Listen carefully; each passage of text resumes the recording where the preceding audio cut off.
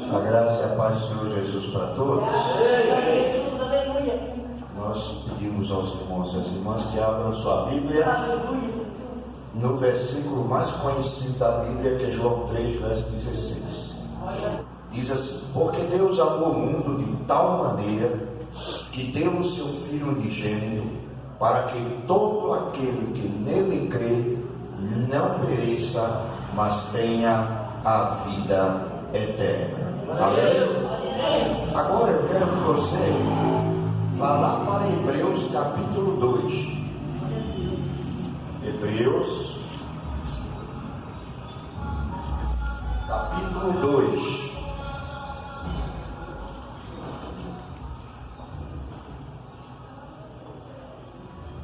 Que nos diz a partir do versículo 1. Hebreus capítulo 2, versículo 1. Por isso convém atentarmos mais diligentemente para as coisas que ouvimos, para que em tempo algum nos desviemos delas.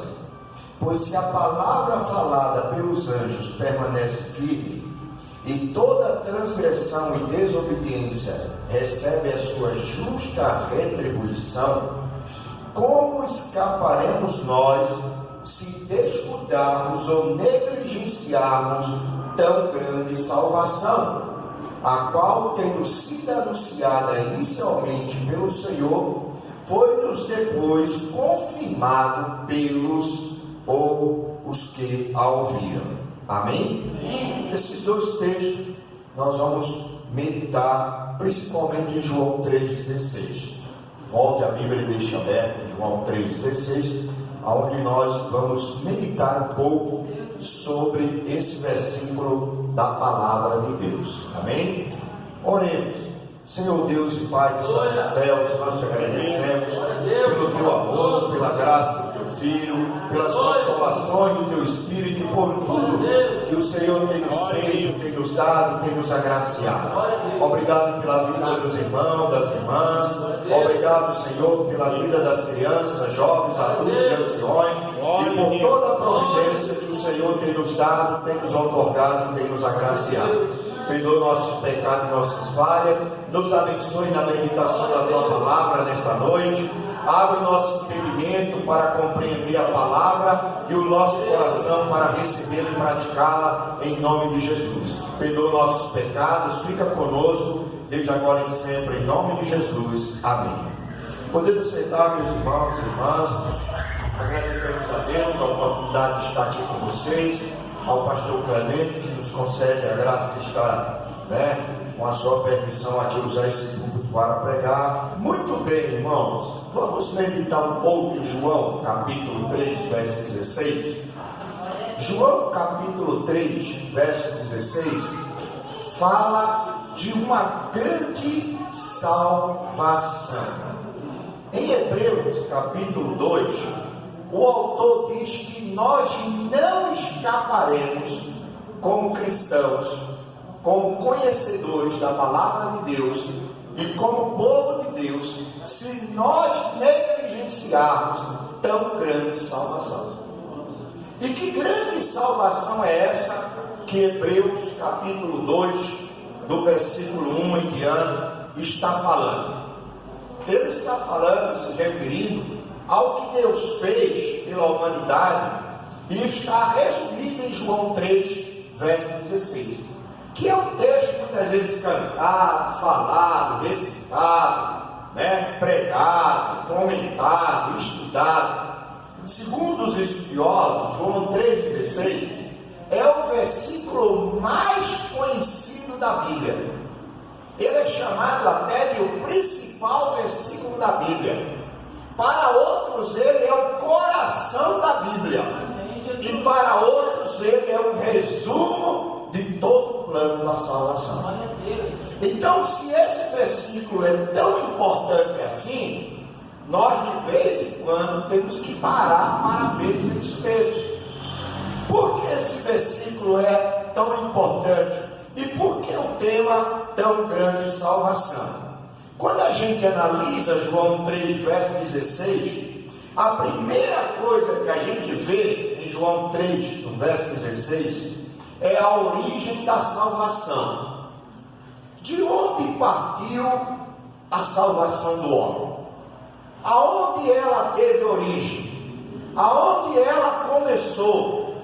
De onde tudo partiu? E por que o ser humano precisa de salvação?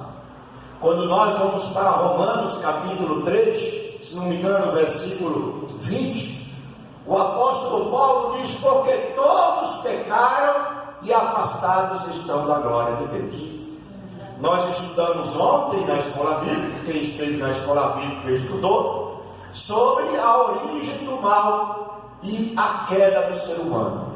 Toda a desgraça do ser humano começou lá no jardim que Deus criou e colocou ele, que alguns chamam de Éden, mas lá no hebraico não é chamado de Éden, é chamado apenas de jardim. Éden é o nome que deram depois, porque analisando o capítulo 1, 2 e 3 de Gênesis, dá para se ver que ali era um lugar de delícia, mas na língua hebraica, onde a Bíblia foi escrita, não está Jardim do Éden. Jardim do Éden é o nome que a gente deu bonito para o lugar, mas lá está que Deus fez um jardim e colocou o homem nesse jardim. Como nesse jardim tinha de tudo que é bom, aí as pessoas chamam ele de Éden. Éden quer dizer lugar de delícia. Então, lá no início, quando Adão pecou, a Bíblia diz que todos pecaram, afastados foram da glória de Deus, e por causa desse pecado, a morte entrou no mundo, e a morte passou a atingir a todos os habitantes da face da terra.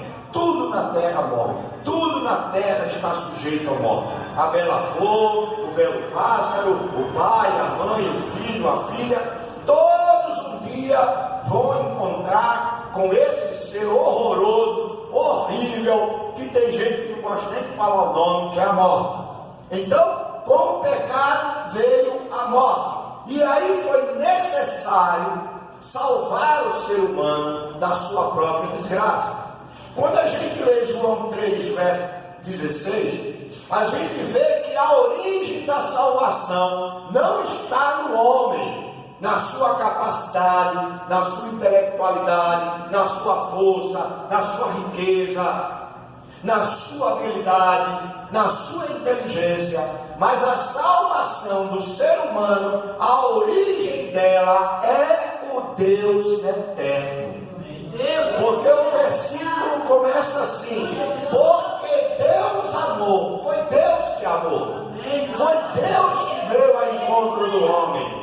A Bíblia diz que quando Adão pecou, que ele ouviu a voz de Deus no meio do jardim, ele correu para se esconder, porque o pecado é assim, o pecado ele nos afasta de Deus, e por sermos pecadores, nós temos medo de Deus. Quando Adão ouviu a voz de Deus, ele pegou a sua mulher, correu e se escondeu. Mas mesmo assim, Deus veio ao encontro dele para salvá-lo. Por isso que a origem da salvação está em Deus. Quando você lê 1 João capítulo 4, versos 7 ao 10, que é um capítulo semelhante ao capítulo 3 de João, ele escreve na sua carta assim: amado, amemo-nos uns aos outros, porque o amor é de Deus, e qualquer que ama é nascido de Deus e conhece a Deus. Aquele que não ama não conhece a Deus, porque Deus é amor. Nisto está o amor, não em que nós tenhamos amado a Deus, mas em que Ele nos amou e nos enviou o seu Filho para pagar os nossos pecados. Então, a origem da salvação está em Deus. Se nós somos salvos, se nós temos um Salvador, se nós temos perdão dos pecados, se nós somos habitação do Espírito Santo, é por graça e misericórdia de Deus que quis nos amar. Veja, irmão, irmã, Deus não nos ama por ver algo em nós. Deus não ama o ser humano por ver algo no ser humano. Deus não ama o ser humano porque ele é bonitinho, fofinho, cheirosinho, gostosinho, lindinho. Isso não impressiona a Deus. Deus não ama o ser humano pela casa que ele tem, pelo dízimo que ele vai dar na igreja. A Bíblia diz que nós não merecíamos nada. O salário que a gente merecia era a morte. Mas Deus resolveu, Ele quis, Ele desejou, Ele tomou a iniciativa de nos amar. Mesmo quando a gente não merecia. Ele nos amou sem razão nenhuma. Tem motivo para Ele nos amar. Ao contrário, Ele tinha toda a razão de mandar um raio em nós. Como diz o ditado popular, um raio do parta e não sobrar ninguém. Mas Ele nos amou. Então, a origem da salvação está em Deus. Qual é o alvo dessa grande salvação? Qual é o alvo que João diz? No capítulo 3, verso 16. Ele diz que o alvo dessa salvação é o mundo. Deus deseja salvar o mundo inteiro. Mas aí vem a pergunta: mas pastor, por que Deus então não salva o mundo inteiro? Porque Deus deu a liberdade, ainda que uns concordem, ainda que outros discordem, Deus deu liberdade a cada ser humano de escolher se quer ser salvo ou se quer se perder. Ah, pastor, mas se Deus faz isso, então o homem aqui é soberano, Deus não. Não, ao contrário, quem deu essa liberdade foi Deus. Então quem deu é maior do que quem tem. Quem tem não tinha nada, mas aquele que deu tinha tudo, e deu para alguém, foi Deus. Então Deus deu liberdade ao ser humano de escolher a salvação ou a perdição. Na lição de ontem, nós estudamos o versículo que diz assim: hoje vocês estão diante da vida e da morte, escolhei, pois, a vida para que vivam. Então Deus, Ele resolveu, e o alvo da salvação que Ele dá é para todo ser humano. Isaías capítulo 45, verso 22, o Senhor diz assim: olhai para mim e sereis salvos, todos vós, ou todos os moradores da terra, porque eu sou o Senhor e não há outro.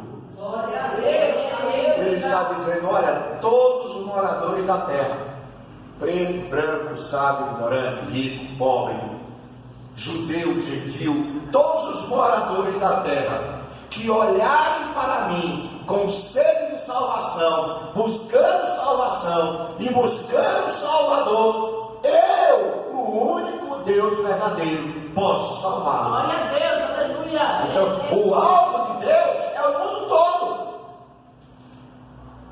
é todo o ser humano.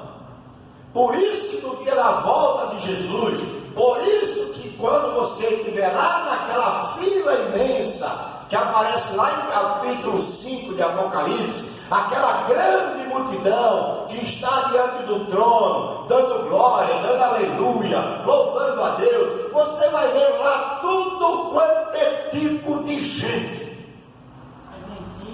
Tudo, gente de todas as tribos, raças, línguas e nações da face da terra. Você vai encontrar tudo quanto é tipo de comportamento que foi salvo, chegou lá. Em que sentido? Você vai encontrar ex-drogado, você vai encontrar ex-traficante, você vai encontrar ex-ladrão, ex-prostituta, ex-homossexual, você vai encontrar de tudo. Porque Jesus está salvando a todo aquele que crê, mudando a vida dele, transformando a vida dele, para que ele possa ter a vida eterna. Então, irmão, o alvo da salvação é o mundo inteiro.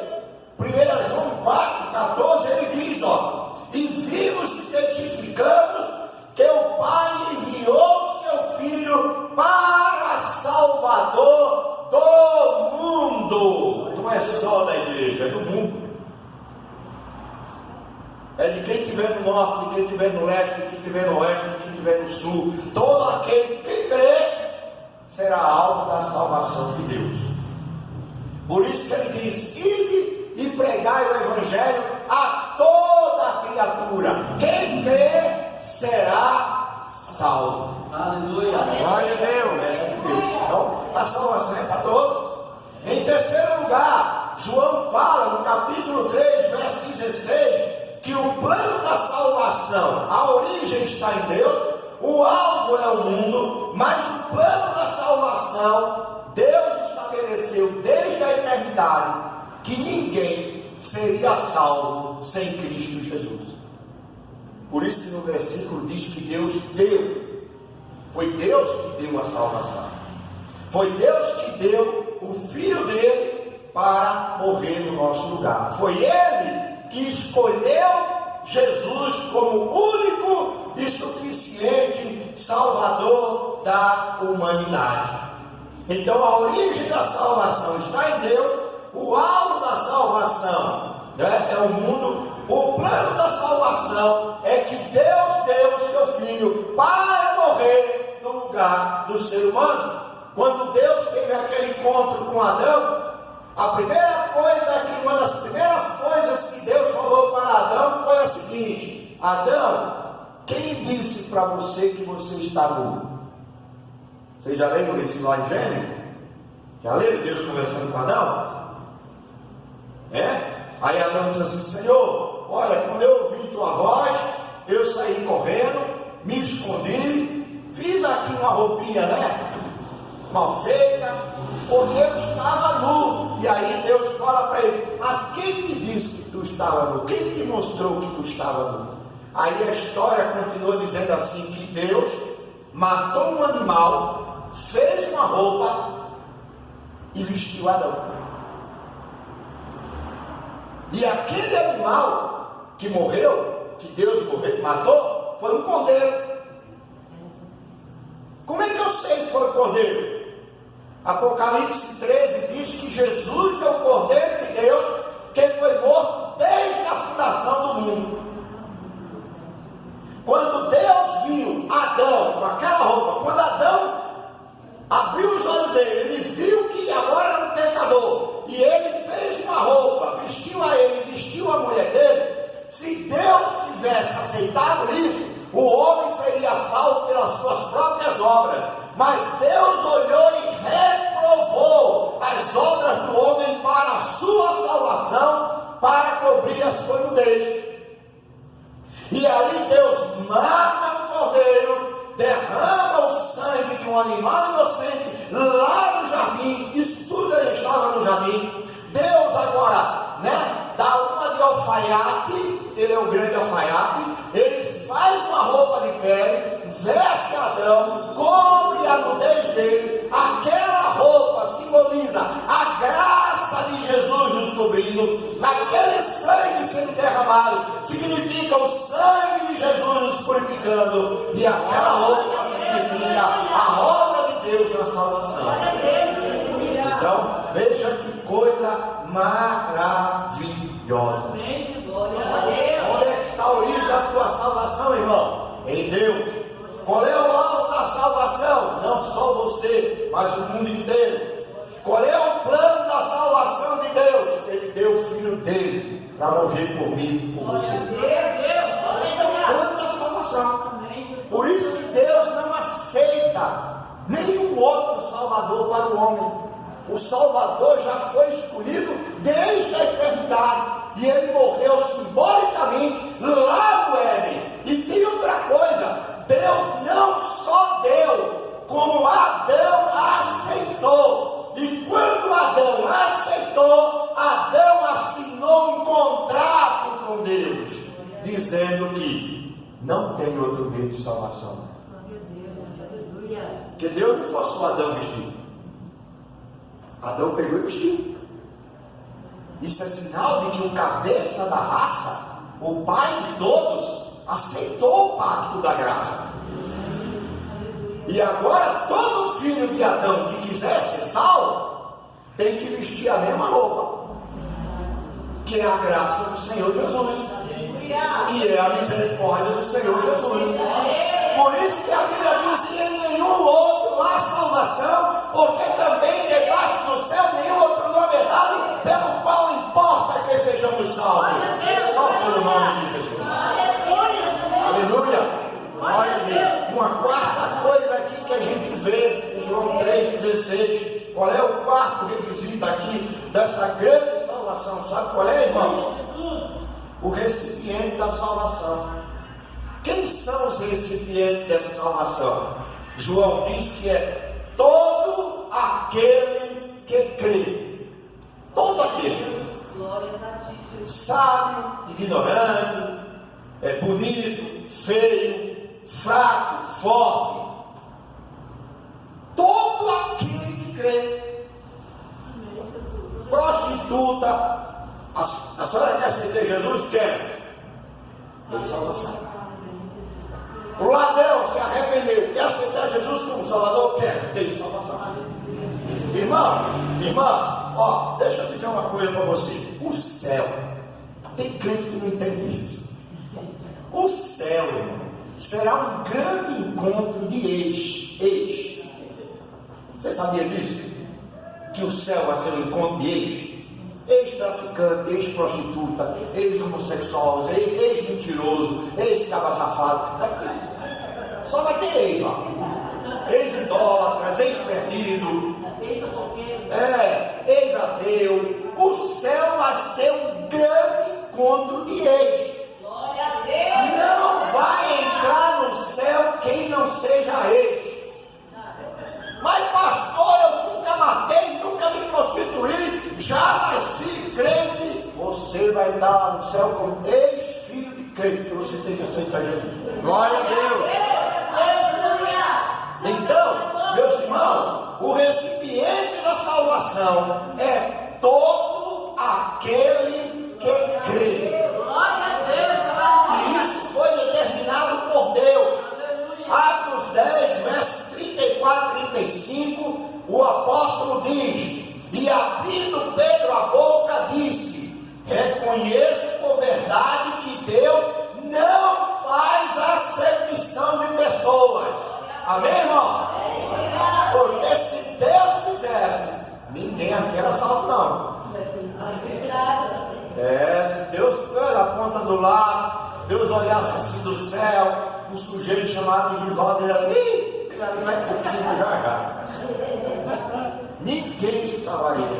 Mas Pedro está dizendo aqui que Deus não faz acepção de pessoas. Por quê? Olha o que ele diz assim, ó: mas que ele é agradável àquele que em qualquer nação o teme e faz aquilo que é justo.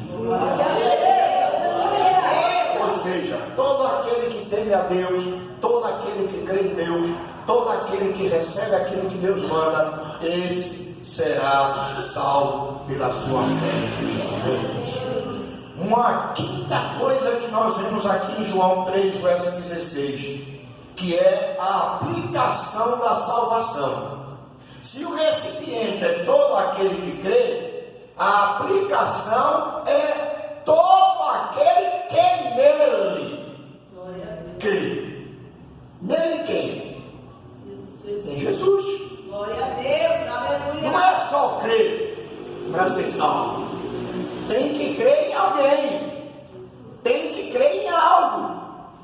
Tem que crer naquele que Deus determinou.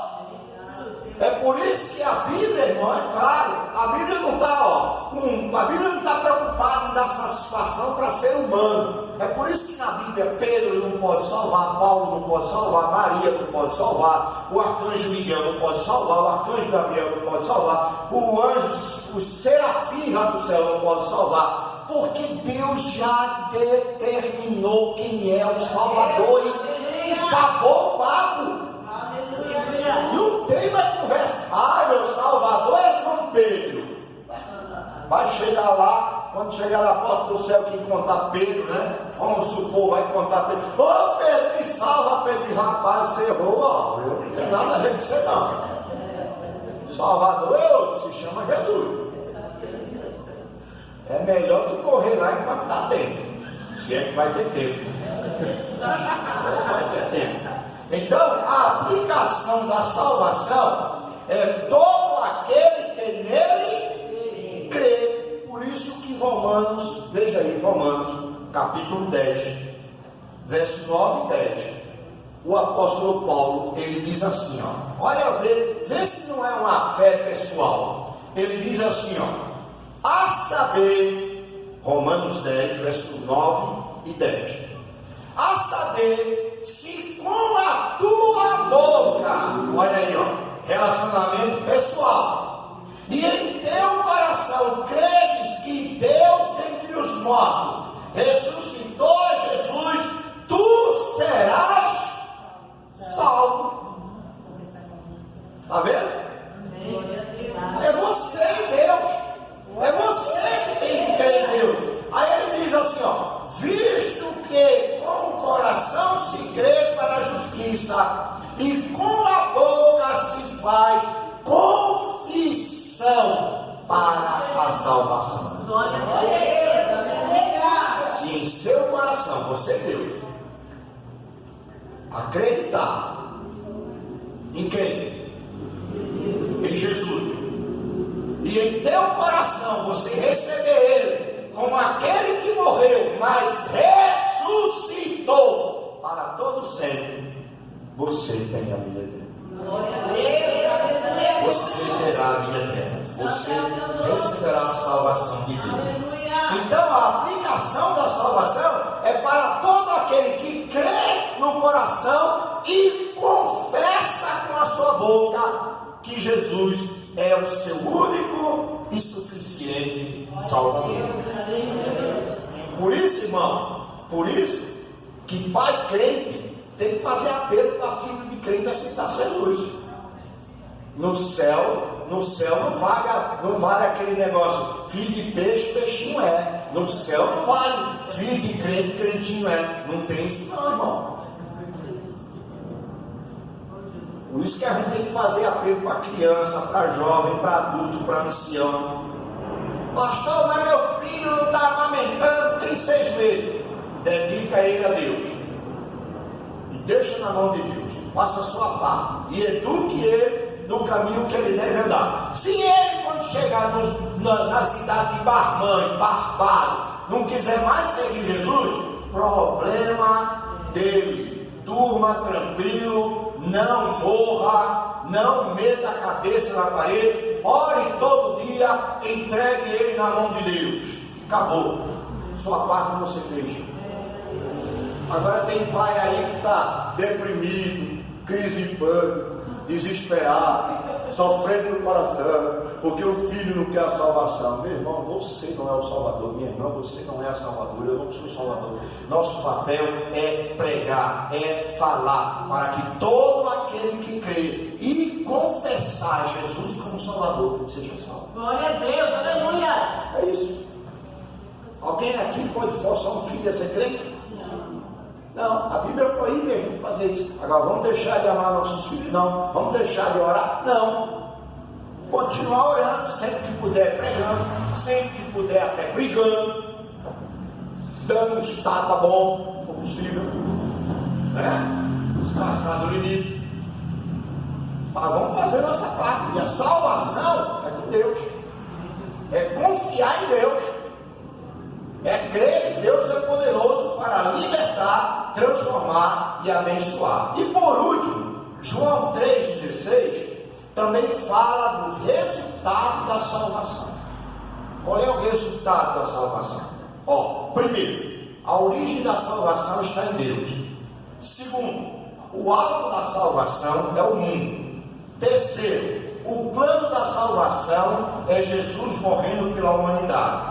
Quarto, o recipiente da salvação é todo aquele que crê. A aplicação da salvação é para todo aquele que crê, mas crê em Jesus. E qual é o resultado? João diz: não pereçam, mas tenham a vida eterna. O resultado da salvação será, ou do plano da salvação, será que todo aquele que nele crê não vai perecer, mas vai ter a vida eterna. O que é que diz João? É Romanos 6, verso 23. O salário do pecado é a morte. Pronto. Esse foi o prêmio, a herança, o bem que Adão deixou para todos os seus descendentes. Todos. Independente do país que nascer, da língua que falar, da cultura que viver, do tempo que viver. Todo ser humano que nascer, olha, todo ser humano, olha para cá, todo ser humano que nasce, a gente olha para uma criança, né? Olha para um bebezinho, ai que anjinho, ai que fofinho. Tem uns que dá vontade de beijar, tem que dá vontade de morder. Não é assim? Né? A gente fica com cara de bobo, né? Velho com cara de bobo, né? E a gente fala que é anjinho, a gente fala que é a coisa mais linda do mundo. Irmão, o primeiro berro que o moleque e a moleca dá quando sai do ventre da mãe, sabe por que é? Porque o anjo já põe carinho. Pecador. Já nasce pecador, o carinho já está na terra, carimbado. Por isso que Davi disse: e em pecado me concebeu a minha mãe. Nasceu, já nasce pecador, condenado à morte. A morte. Ah, pastor, mas como é que pode Deus condenar um menininho que nasceu, viveu um mês e morreu? Deus pode, porque em Provérbio diz que Deus julga até aquele que amamenta. Por que Deus julga? Porque Deus sabe o presente, o passado e o futuro. Deus sabe o que vai ser aquele bebezinho de um mês que morreu. Se ele tivesse 100 anos, Deus já sabia tudo que ele ia fazer, que ele ia ser e o que ele deixava de ser. Aí as pessoas ficam querendo ensinar Deus a ser Deus.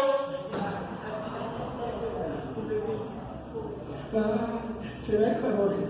Será que... Irmão, todo ser humano, se Deus condenar ele, Deus não vai ter culpa nenhuma. Porque não há um justo sequer, não há um inocente. A gente é que acha que é. Nasceu na terra, irmão, pecador. Agora, a graça de Deus, segundo Paulo diz assim: aonde abundou o pecado, superabundou a... Glória a Deus, aleluia. Ah, pastor, então o senhor quer dizer que Deus não pode salvar um bebê? Pode. Eu estou dizendo que se Deus quiser condenar qualquer um, Ele condena. Porque todos já nasceram condenados, pecadores. Mas qual é a nossa esperança? É o que Paulo fala lá em Romanos, no capítulo 9 ao 11. Paulo fala assim, ó, Deus diz assim através de Paulo, ó: a salvação é minha e eu dou a quem eu quiser. E aí, vai brigar com Deus? Tu vai chegar lá no céu, tu vai ver aquele cara que tu nunca pensou que ia ser salvo, lá sentado na mesa comendo com Isaac, Abraão e Jacó. E tu vai chegar e vai dizer para Deus assim: esse aqui? Que é isso, Deus? Que céu é esse? Tu vai questionar? Jesus disse para os fariseus: olha, eu vim trazer a salvação, eu sou a porta da vida eterna, abri a porta para vocês ao invés de entrar, vocês sigam na porta e pedindo os outros de entrar. Mas eu quero dizer para vocês: as prostitutas, os ladrões, os malfeitores estão entrando e vocês estão ficando para trás. Eita palavra, hein? Que palavra é essa, hein? É, meu irmão, naquele dia que a gente sentar lá, vai olhar assim e vai dizer: Glória a Deus. Aleluia. Eita graça tremenda. Glória a Deus, aleluia. Aleluia, Jesus. Irmão, o céu vai ser lugar de surpresa. E muito surpresa boa. É o teu nome, Jesus. Boa. Aleluia. Boa, gostosa. Amém. Glória a Deus. É aquele lugar que você vai dizer assim: não acredito que tu está aqui. Meu Deus, eu orei tanto por tu, rapaz. Mas eu respeitei tanto por tu. Mas eu pedi tanto a Deus por tu, rapaz. E olha, sinceramente, eu não posso acreditar no negócio assim. Você está aqui. Glória a Deus. É isso aí, o céu é isso. Porque a salvação, meus irmãos, é para que todo aquele que nele crê, olha, a Bíblia dá até o tempo da pessoa crer. Pode crer no nascimento, pode crer na infância, pode crer na juventude, pode crer na vida adulta, pode crer na velhice e pode crer no último fôlego de vida, no último fôlego de vida, que deu o ladrão lá na cruz. Já, a faca estava aqui, então tinha mais um pedido, e ele foi sábio, ele disse assim: Senhor, lembra-te de mim quando vieres o teu reino, aleluia. E o Senhor disse para ele: hoje eu te digo, estarás comigo no paraíso, aleluia. Porque Deus salva até o último instante, até o último fôlego, ainda há esperança de salvação, aleluia. A graça de Deus é tremenda, a graça de Deus é maravilhosa. Então não cesse de pregar, não cesse de orar, não cesse de clamar, não cesse de pedir, meu irmão. Olha, eu arrisco até dizer, não desanime não. Talvez muitos de nós aqui vamos morrer, vamos ser guardados na sepultura para o dia da primeira ressurreição. A gente vai morrer orando: Jesus, salva minha filha, salva meu filho. Aí no dia da ressurreição, quando tu ressuscitar, tu vai dar de cara com teu filho se tu crer. Porque Deus tudo pode, porque Ele é poderoso, aleluia. Eu creio, irmão, eu creio. Eu creio que para Deus tudo é possível. Por isso que João diz aqui, porque Deus enviou o seu Filho ao mundo, não para que condenasse o mundo. Glória a Deus. É o verso 17. Sabe por que Deus não mandou Jesus para condenar o mundo? Sabe por quê? Já parou para prestar isso? Porque o mundo já estava condenado. Verdade, Senhor. Aleluia. O mundo já estava condenado desde o capítulo 3 de Gênesis. Não foi lá que Deus disse para Adão: tu és pó, e para o pó, no dia que tu comer dessa árvore, tu vai o quê? Morrer. Ele já foi condenado ali, irmão. Jesus não precisava mais vir para botar o dedo na cara de ninguém, não. Já estava todo mundo no saco, indo para o quinto dos infernos, e Jesus veio aqui salvar nós. É verdade, Jesus, louvado seja Deus. Jesus veio para revelar a graça de Deus, demonstrar a graça.